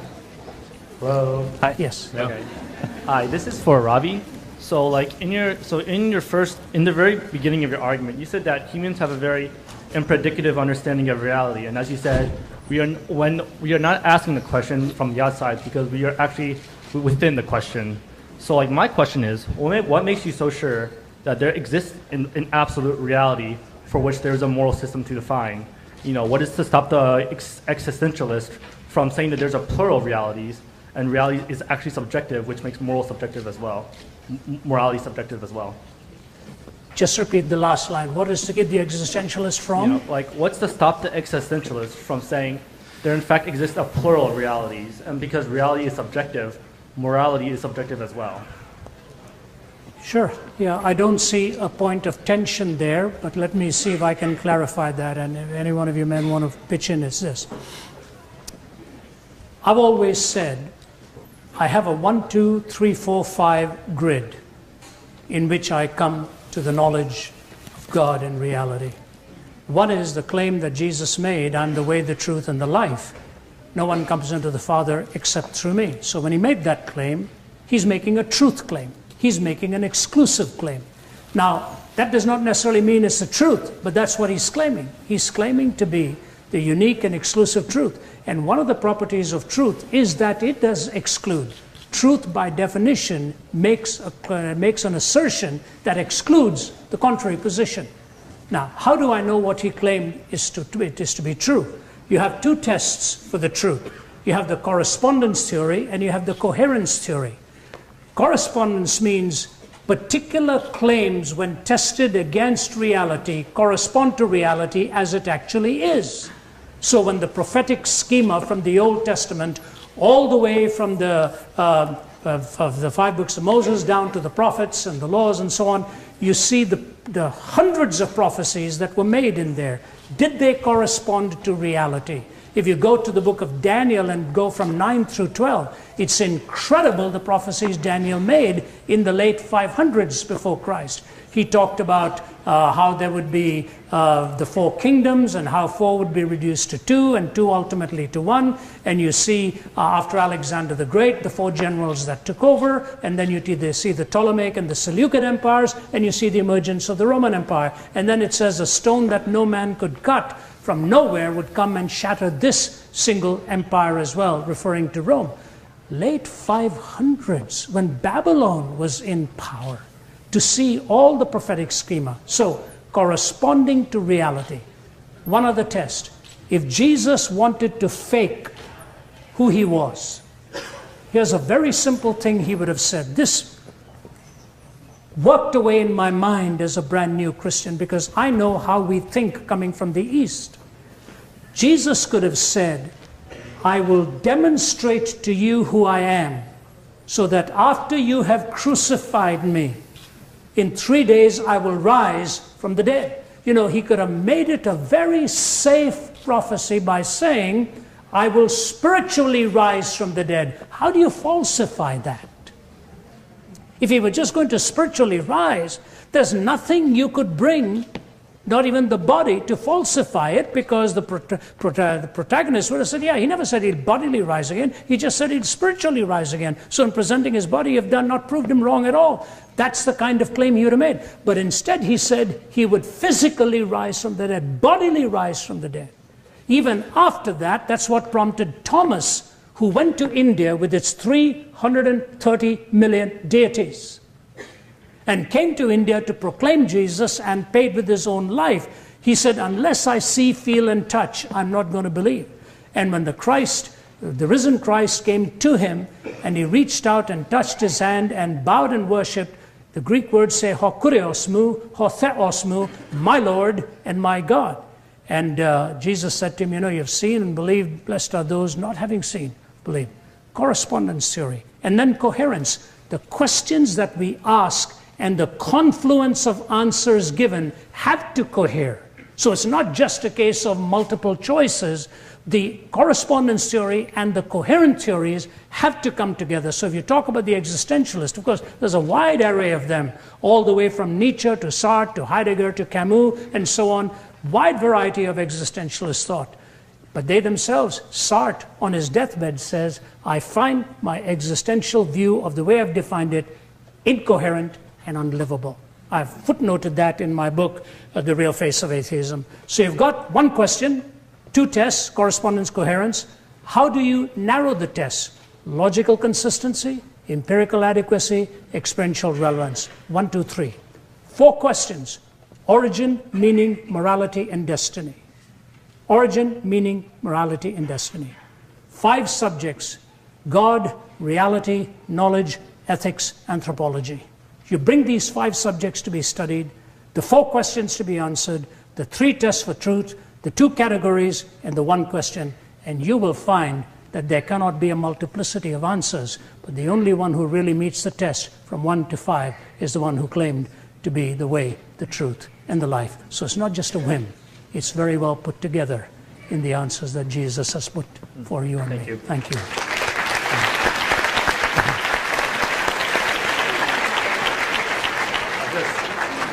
I'll just follow up on that briefly by just sharing a bit of my own story, because this was one of the big things for me. I showed up as a freshman in college at Princeton, and I wasn't a Christian, and I didn't think there could be objective evidence for something like faith. There was just this assumption on my part that faith was blind. Someone challenged me to read the Bible for the first time. I accepted that challenge, and as I started to read through it, I would cross things out and I would add things, and I'd actually write BS in the margins when I disagreed with things. And people would sort of look over my shoulder and say, "Why do you have a BS in the margin of your Bible?" And I'd say, "Oh, that verse makes for a great Bible study." I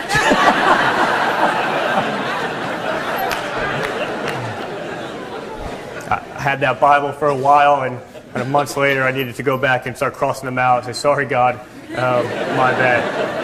But just to say that one of the things which was so encouraging to me as I started to read through the New Testament, if you get through the Gospels, then you get into the book of Acts where it's talking about the early church, and you just over and over come across words like reasoned and convinced and debated and argued and persuaded, which is actually the word that's most used for when someone comes to be a Christian. They were persuaded to the way. And this just sort of blew my mind in terms of the way of understanding faith. And that started a kind of intellectual search, which ultimately led to me making a commitment of faith. I had thought that I was too smart for Christianity, that it was my mind that kept me from faith. What I was forced to see ultimately was that it wasn't my mind. It wasn't that the evidence didn't add up. It actually had a lot more to do with my heart. There's a colleague of mine, an Oxford professor. He's probably the most significant British philosopher of religion of the last half century or so. And in 2003, he wrote a book called The Resurrection of God Incarnate.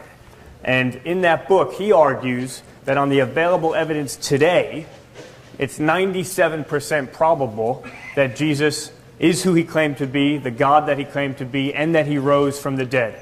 Now, he says in the book, you can't take the numbers too seriously. He likes to work with probability theory, so he gives an estimate in actual calculations and numbers. But still, the fact that someone of his intellectual caliber and reputation can make that claim, make it in print, have it be published by Oxford University Press, and then ably defend it at academic conferences all around the world, I think one of the things it shows is that there is a strong intellectual case for the Christian faith. If you're in this room tonight and you just assume that that hasn't been the case, that's where I was. And I just want to encourage you, seek that out. That's not the case. And when you see that that's not the case, then maybe, like me, that will cause you to ask the question, is it really my mind that keeps me from Christian faith? Is it really a lack of objective evidence, or does it have more to do with my heart? What I concluded was, in my case, it had a lot more to do with my heart. It wasn't that the evidence didn't add up. It was that I liked being my own God. You know, Nietzsche put it really well when he said, if there is a God, how can I bear not being him? Okay? That really resonated with where I was. Hopefully that'll be helpful to someone.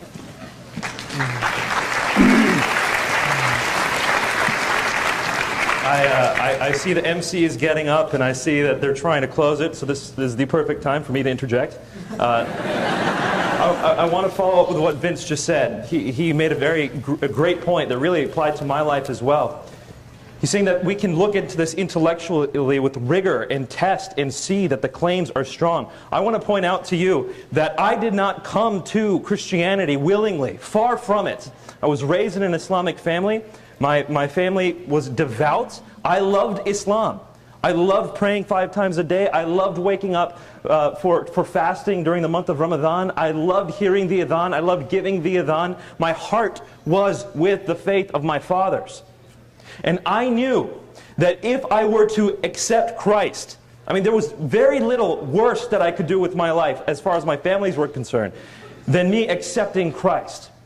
As a family that had built its reputation, its honor on the fact that we had followed Islam from generations past. My grandfather was a Muslim missionary. My great-grandfather was a Muslim missionary. The two of them spent their lives in Uganda and in Indonesia spreading Islam. Our reputation, our honor in this honor-shame culture came from the fact that we were devout adherents of Islam. And so for me, if I were going to accept Christianity, I was going to have to give up my parents who loved me from childhood. I was going to have to give up my friends in my community that I had been accepted in, and in fact that I was a Muslim leader of. I was leading the youth. I was teaching them the Aqidah. I was teaching them the way to live the Islamic life. I would have to give all this up, and I didn't know any Christian friends who were going to accept me into their arms. I had one Christian friend, and he was about to move. I was going to be alone. And I was going to do the most damage that anyone ever did to my parents. I was going to have to live with that. And I knew as the decision was coming, and I knew I had to choose between God and my entire life. Do I take my family, do I take my friends, or do I pick God? And when I could no longer run away from the fact that I had to pick my Creator, I bowed the knee and accepted Him. And what came next was the most painful year of my life. My parents, my father was a 24-year veteran of the U.S. Navy, retired lieutenant commander. I never saw him shed a tear until the day he found out I was a Christian. He said to me, "Nabil, this day I feel as if my backbone has been ripped out from inside me." And I tell you, he has never stood as tall since that day. And my mother, I've not quite gotten over the fact that she's never been filled with joy as she had been. And every single day as I had to call my parents and I had to see them and I had to see what I had done with them, I was asking God, why did you leave me here? Why couldn't you have killed me between the moment I became a Christian and between the moment I told my parents? Because that would have solved everything. That would have been great. Everyone would be happy right now. Why am I still here? What is this suffering about? And it was in that moment of anguish when I'm trying to figure out what this life was about that I realized the reason God didn't kill me, the reason God didn't take me away was because this life is not about me.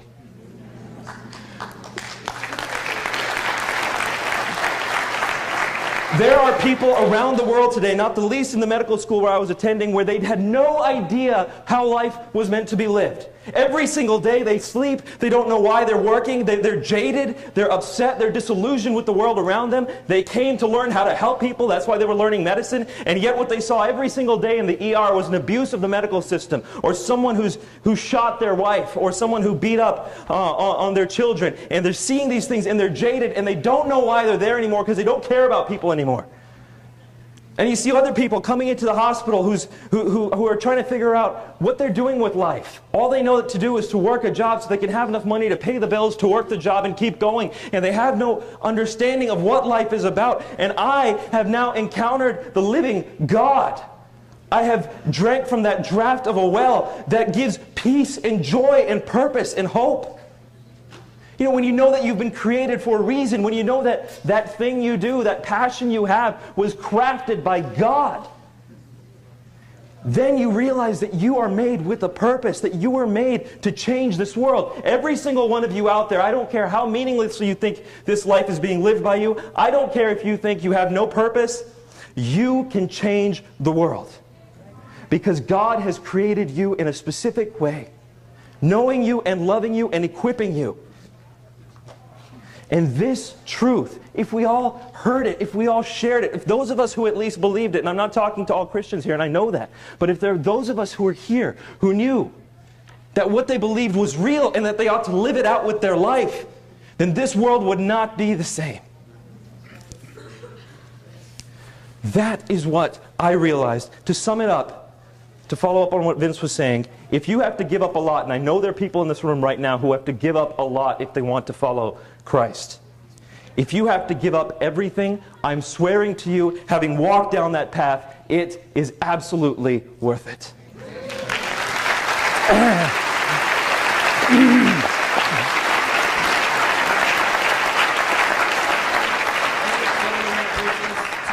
Of our time. This isn't working, is it? No. That's the end of our time for right now, but Dr. Zacharias would like to make a closing remark for everybody before they leave. Let me just say, first of all, I want to thank you for being here. I know there are people of different worldviews. I know those of them who have watched the live stream, you may come from a different perspective. I want you to know we have to learn to live and to let live. With all of our differences, the most beautiful thing that happens in an occasion like this is that this worldview is given a chance to defend itself. And I think in an institution of this caliber, where you have the openness to hear different worldviews, hear defenses, then you have the intelligence to study and to come to terms with what is truth and what is not true. So I just know that as we travel many places, India is the land of my birth, 80% Hindu, and yet I've spoken at many of the universities. Some of the largest audiences I've spoken to are in the Islamic world. In Kuala Lumpur, the oldest Islamic university, where they had me come and present a defense of the Christian faith, we do it. We try to present to you the answers that Jesus Christ has given to the deepest questions of life. Even if you disagree, we want to honor your right to disbelieve, and to honor your right in what you choose to believe. The most important thing is that you believe what you do, because it's the truth, and because it is truly the truth that can be proclaimed across this globe. And we've presented the person of Christ here. In many of our writings, we've done that. I want to close with this quotation, and then with a simple illustration. And by the way, one of the great graduates from here who taught for many years, was a PhD. I think I have his quotation right here. I'd like to get that for you because I think it'll be important to see if we can get that. Yeah. Hobart Maurer got his PhD from Johns Hopkins. He committed suicide at the age of 75 in 1982. And here's what he said. He was a skeptic. Had the honors of getting his PhD from here, then taught at Yale, taught at Harvard. For several decades, we psychologists have looked upon the whole matter of sin and moral accountability as a great incubus and acclaimed our liberation from sin as epoch-making. But at length we have discovered that to be free in this sense, that is to have the experience of being sick rather than being sinful, is to also court the danger of becoming lost. This danger is, I believe, betokened by the widespread interest in existentialism which we are presently witnessing, in becoming amoral, ethically neutral, and free. We have cut the very roots of our being, lost our deeper sense of selfhood and identity, and with neurotics themselves now find ourselves asking, who am I? What is my deepest destiny? What does living really mean? And then he quotes the Anna Russell folk song. At 3, I had a feeling of ambivalence towards my brothers, and so it followed naturally. I poisoned all my lovers. But now I'm happy I have learned the lesson this has taught, that everything I do that's wrong is someone else's fault. Evil can be talked about for hours. My question to you is this: have you seen the evil in your own heart? Forget the externality of evil. Have you seen the evil in your own heart? James Stewart of Scotland said, "It is a glorious phrase that he led captivity captive. The very triumphs of his foes it means he used for their defeat. He compelled their dark achievements to subserve his ends, not theirs. They nailed him to the tree, not knowing by that very act they were bringing the world to his feet. They gave him a cross, not guessing that he would make it a throne. They flung him outside the gates to die, not knowing in that very moment they were lifting up all the gates of the universe to let the King of Glory come in. They thought to root out his doctrines, not understanding that they were implanting imperishably in the hearts of men the very name they intended to destroy. They thought they had God with his back to the wall, pinned and helpless and defeated. They did not know it was God himself who had tracked them down to that point. Here's the closing statement he makes. Jesus did not conquer in spite of the dark mystery of evil. He conquered through it.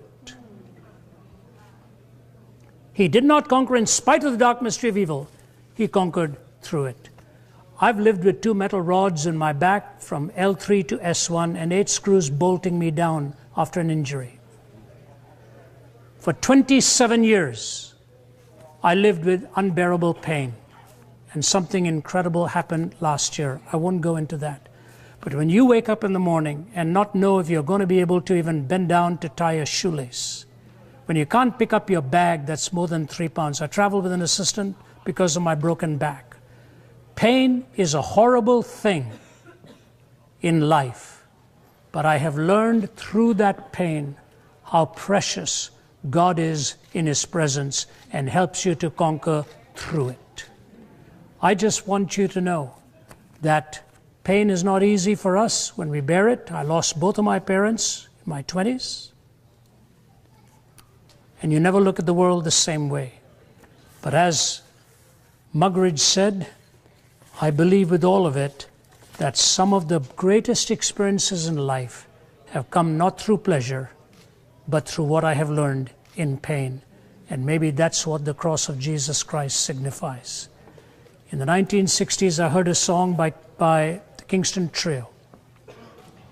It's a desert traveler going through with all the bottles of water, and he's getting thirsty as the water finishes. He doesn't know what he's going to do. He sees a pump in the middle of the desert. He doesn't know if it's a mirage. He lunges towards it and feels it's real.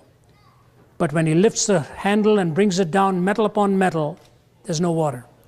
Till he sees a tin can around the nozzle, and in the tin can is a message that says this: "Traveler, don't despair, there's plenty of water here, just follow the directions."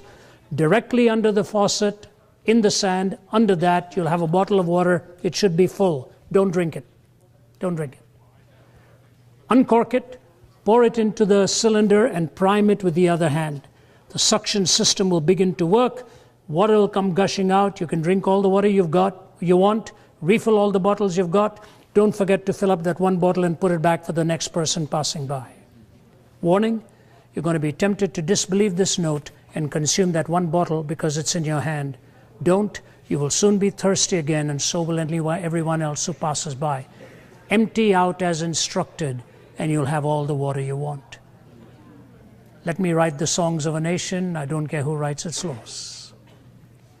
Life's like that. You can choose to consume it on yourself, and you'll soon be empty. Empty it out in the hands who gave himself for you and gives you the answers, both in proposition and in presence. And in his presence, you find that peace that passes all understanding and the hope that lies beyond the grave. He wept, knowing pain is real, but he raised him from the dead, knowing that he is the author of life as well. May you find that author. I want to thank Johns Hopkins for making it possible for us to be here, and all of the organizing committee. What a tribute to the great halls of learning. I hope you can have more forums like this. Thank you for giving us a warm welcome. God bless you.